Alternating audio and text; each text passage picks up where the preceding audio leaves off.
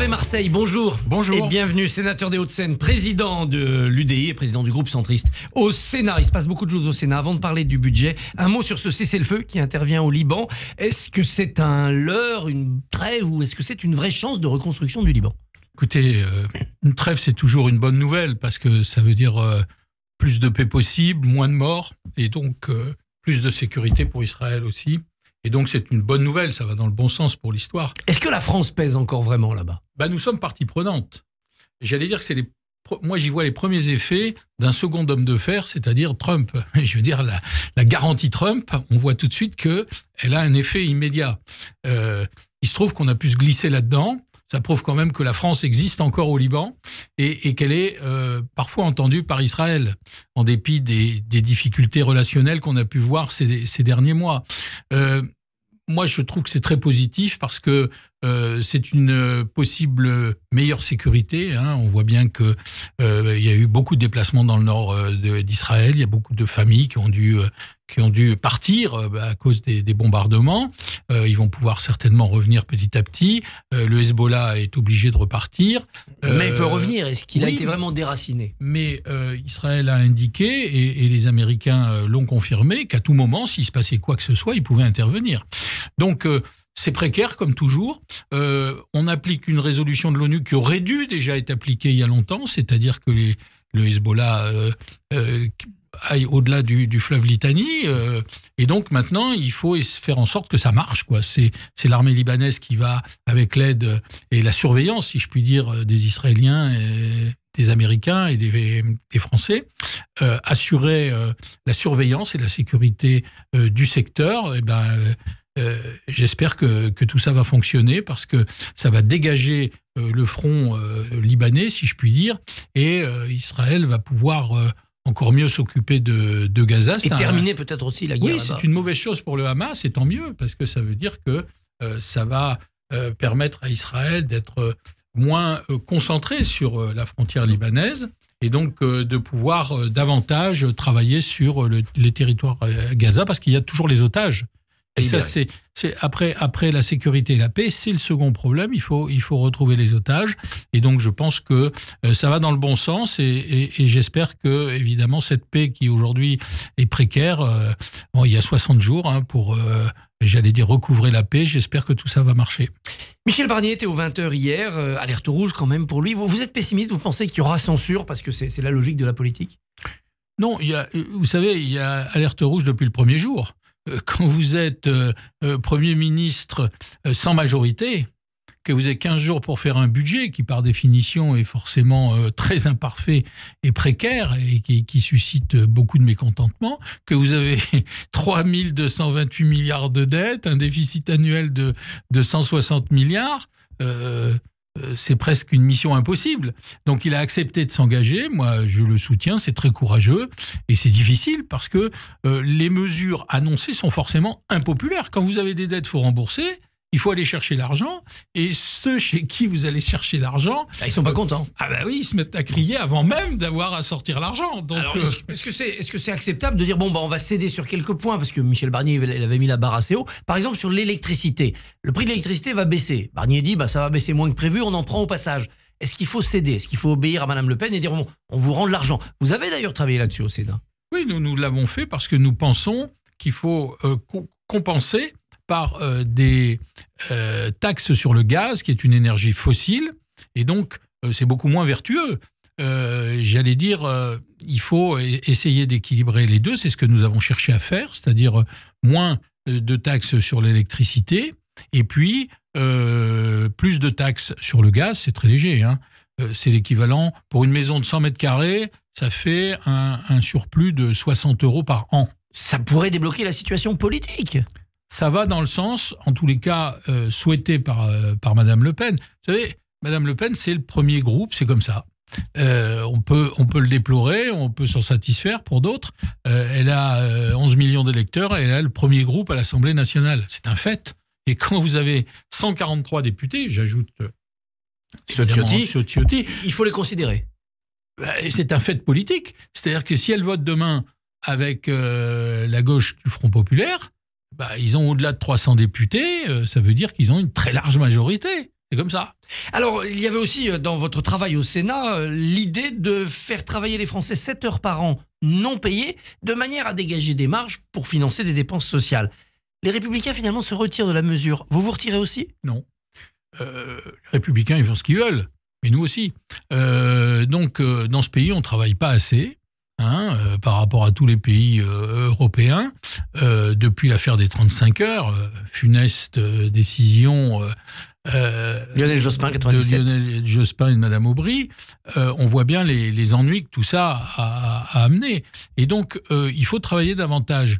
Ce que vous appelez une petite affaire de 7 heures, oui, c'est une petite affaire parce que 7 heures par an, ça fait 2 minutes par jour. Bon. Et ça rapporte vraiment beaucoup d'argent. 2,5 milliards. 2,5 milliards. Est-ce qu'on peut se passer de 2,5 milliards dans le budget? Je veux dire, nous, on a institué cette proposition de 7 heures par an supplémentaires en prenant le soin de passer par les organisations syndicales et les entreprises. C'est-à-dire pour que les gens s'organisent. Franchement, 7 heures par an, c'est quand même pas quelque chose d'impossible. Et ça permet de sortir 2,5 milliards. Donc, nous souhaitons continuer à promouvoir cette proposition. Faut-il renoncer aux allègements de charges patronales ou faut-il au contraire les préserver parce que l'emploi est en jeu? Ça, oui. C'est la revendication Renaissance. Oui, mais Renaissance ou pas, je veux dire, ça va là aussi dans un sens qui est souhaitable. On voit bien les difficultés de compétitivité de nos entreprises. On voit bien aujourd'hui les difficultés qui naissent et qui vont venir. Parce que je parlais de M. Trump, mais M. Trump, il va défendre les Américains. On ne peut pas lui en vouloir. Le problème, c'est que ça va nous coûter cher. Parce que il y a 150 milliards de produits qui partent de l'Europe vers les États-Unis. Il a déjà annoncé des taxes. Ça veut dire que ça va créer des problèmes pour nos entreprises. Il y a des problèmes de compétitivité entre nous en Europe et avec le reste du monde.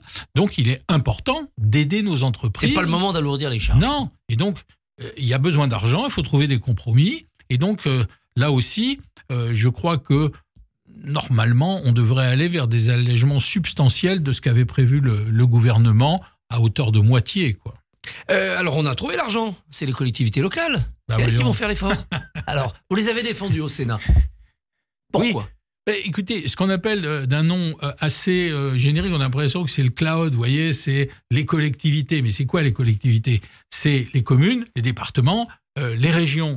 Mais les communes, c'est quoi? C'est le service à la population au quotidien. C'est les cantines, la piscine, le sport, la culture, etc.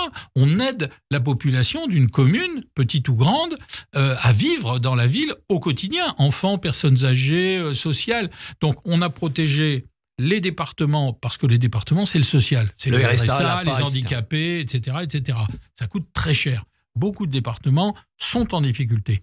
Un tiers des départements ne bouclent pas leur budget. Il faut une dotation de l'État pour boucler le budget. Donc, on les a protégés, on protège les communes, et on a fait en sorte de passer de 5 milliards de prélèvements à 2 milliards de prélèvements. Est-ce qu'il faudrait rétablir la taxe d'habitation pour donner de l'argent à ces communes?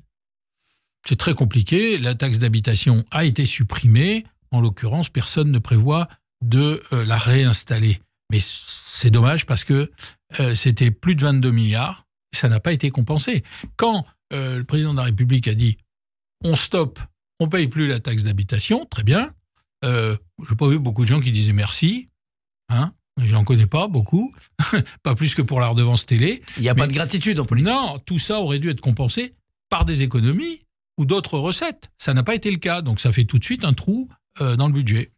Alors c'est très compliqué pour les Français de comprendre la mécanique budgétaire. Aujourd'hui, il y a une commission mixte paritaire sur le budget de la sécurité sociale. Est-ce qu'elle va être conclusive, comme on dit? Est-ce que tout le monde va s'entendre ou est-ce qu'on va rendre à l'Assemblée un texte qui ne pourra pas être voté dans les délais et le gouvernement gérera par ordonnance? Vous savez, c'est pas si compliqué que ça. Il y a l'Assemblée qui a travaillé, il y a le Sénat qui a travaillé, et puis après, on fait une commission où il y a 7 sénateurs, 7 députés, et on essaie de se mettre d'accord. Bon, je pense que ça sera conclusif. Pourquoi? Parce que c'est une négo, quoi. C'est une négociation. C'est je te donne ça et moi je veux ça. On se met d'accord et à la sortie, il y a un texte qui doit être validé par l'Assemblée et par le Sénat dans les mêmes termes. C'est-à-dire que cet accord, je pense qu'il aura lieu. Il va y avoir des cris, il y a peut-être des portes qui claqueront, mais à un moment donné, il y aura un accord. Et cet accord, il doit être validé par chacune des assemblées dans les mêmes termes, à la virgule près. Donc c'est là où à l'Assemblée, il y a des chances pour qu'on passe au 49.3. Tout ce climat politique résonne aussi avec le climat social. Il y aura peut-être des grèves de train à Noël. Ça vous inquiète ? Oh bah oui, c'est annuel, quoi. C'est la saisonnalité, c'est comme pour les fruits. C'est comme, je veux dire, on dit toujours négociation en novembre, grève en décembre. Je veux dire, tous les ans, vous avez ce qu'on a la NAO, c'est-à-dire la négociation annuelle obligatoire. Ah, c'est ça, c'est un chantage à la grève pour avoir une augmentation de salaire. C'est le 20 novembre. Bon. Et le 20 novembre, la direction de la SNCF dit à ses syndicats, voilà ce qu'on vous propose comme augmentation. Et patatras, Sudrail, pour pas les nommer, dit le 21 novembre, menace de grève. C'est pour ça que la négociation elle aura lieu en janvier, peut-être dans les années futures, a dit le ministre. Bon, écoutez, il y en a marre. Moi, j'ai fait une proposition l'année dernière pour encadrer, comme on le fait en Italie depuis 1990, les jours de grève. C'est sacré, la grève. Personne songe à interdire la grève. C'est un droit constitutionnel. Mais vous avez un autre droit du même niveau, qui est le droit de circuler. Pourquoi on vous empêche de travailler ? Et c'est la liberté d'entreprendre et le droit de circuler. Parce que quand il y a des fêtes, quand il y a des examens, quand vous avez à vous déplacer, parce que c'est Noël, Pâques, etc., vous pouvez prendre le train ou l'avion. Et on vous prend en otage systématiquement chaque année. Donc moi, j'avais fait une proposition qui a été adoptée au Sénat, mais pas à l'Assemblée nationale, qui consiste à négocier avec les syndicats, comme on le fait en Italie, et à neutraliser les jours de départ et de retour autour des grandes fêtes, des jours fériés, etc. Un tout petit mot pour finir sur le Mercosur qui vient en débat au Sénat après l'Assemblée. Vous rejetterez, comme l'Assemblée, en bloc cet accord avec l'Amérique du Sud ? Oui, ça a été fait à l'Assemblée nationale, on va le faire au Sénat quasi unanimement. Bon, je pense que la France n'est plus seule sur le sujet en Europe. Il y a une quasi-minorité de blocage qui est en train de s'installer, voilà. Et je pense que Mme van der Leyen a compris. C'est pour ça que c'est important que les votes du Parlement français soient massifs, qu'il y avait un sujet qu'on ne pouvait pas signer en l'état. Il y a des bonnes choses, hein, c'est comme pour le CETA. Parce qu'il y a un marché de 260 millions de consommateurs, c'est important, on exporte, mais sur la partie agricole, ça ne va pas du tout. Il faut qu'on rediscute les termes, notamment ce qu'on appelle les clauses miroirs, c'est-à-dire l'usage d'un certain nombre de produits. Eh bien, Hervé Marseille, merci, bonne journée et bon courage. Merci beaucoup Christophe. Rendez-vous demain matin à 7h45. Votre invité sera Emmanuel Grégoire, député de Paris. Radio J. Retrouvez